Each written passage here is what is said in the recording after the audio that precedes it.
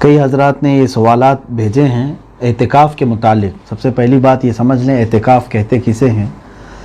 اعتکاف جو ہے اللہ تبارک و تعالیٰ کی رضا کے لیے رمضان کے آخری عشرے میں مسجد میں اپنے آپ کو وقف کر لینا.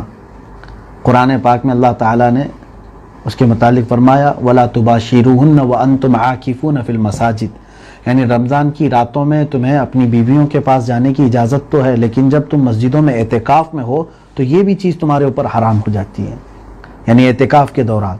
اب اعتکاف میں روزہ بھی شرط ہے آپ کے، بغیر روزے کے آپ کا اعتکاف درست نہیں ہے. رمضان کی 20ویں روزے کا اختتام ہوگا، 21ویں شب شروع ہونے جا رہی ہوگی، مغرب سے پہلے پہلے مسجد میں چلا جائے اور 10 دن کی یا چاند نکلنے تک، یعنی شوال کا چاند نظر آنے تک وہ مسجد میں ہی رہے گا اور ساری چیزیں مسجد کے اندر ہی اس کی ہوں گی، یعنی وہ کھانا پانی اور سونا، اس کے لیے تمام چیزیں مسجد کا ایک کوئی حصہ خاص کر لے، وہیں پر وہ اعتکاف کرے گا.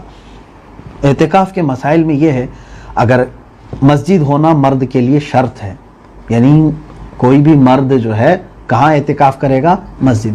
اس مسجد میں جس مسجد میں 5 وقتہ نمازیں ہوتی ہیں، امام مؤذن مقرر ہیں، ایسے نہیں کہ ٹیمپرری کوئی جو ہے ایک روم قائم کر لیا اور یہاں مسجد نماز ہو رہی ہے اور اس میں اعتکاف کر لیا.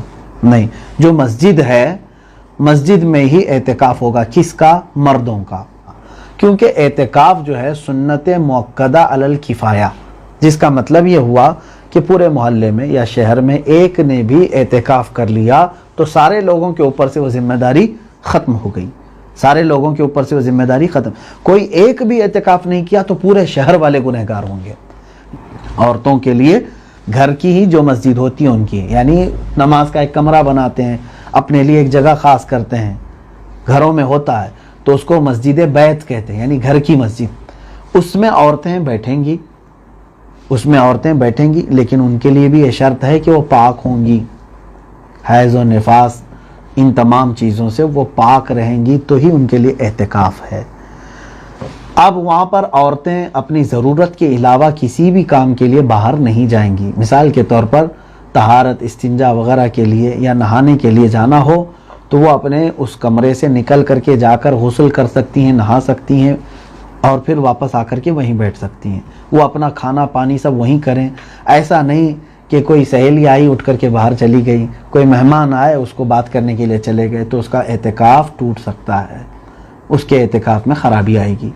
تو عورتوں کے لیے یہ مسائل ہے. دوسرے کچھ عورتوں نے یہ بھی سوال کیا ہے کہ ہم ختم القرآن میں شامل ہیں، ہم جو صبح قرآن پڑھ رہے ہیں الحمدللہ اس میں دور دراز سے سارے لوگ، مرد بھی ہیں، عورتیں بھی ہیں، بچے بھی ہیں.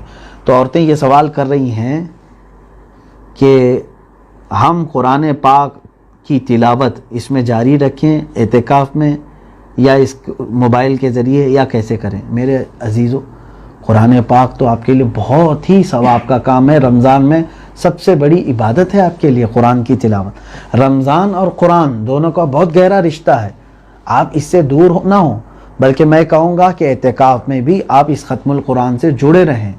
ہاں، سوال اگر آپ کا یہ ہے کہ موبائل ہم استعمال کر سکتے ہیں یا نہیں، تو یہ سمجھ کر کے چلیں کہ موبائل اچھے کاموں کے لیے بھی استعمال ہو رہا ہے، برے کاموں کے لیے بھی. یہ آپ کے اوپر ہے، آپ کس کام کے لیے استعمال کرتے ہیں.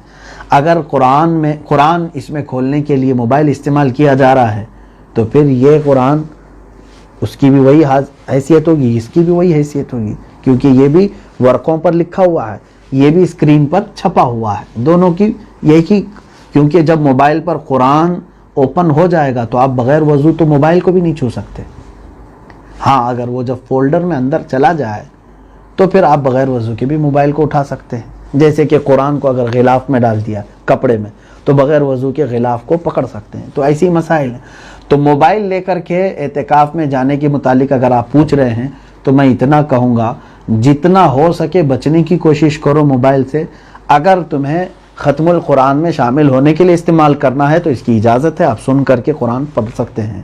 باقی دوسرے کاموں کے لیے اس موبائل کو دور رکھیں. اعتکاف ہوتا ہی ہے دنیا سے دوری اختیار کرنا اور اللہ سے قرب حاصل کرنا، اور ساری دنیا تو اسی میں موجود ہے. اس سے احتراز چاہیے.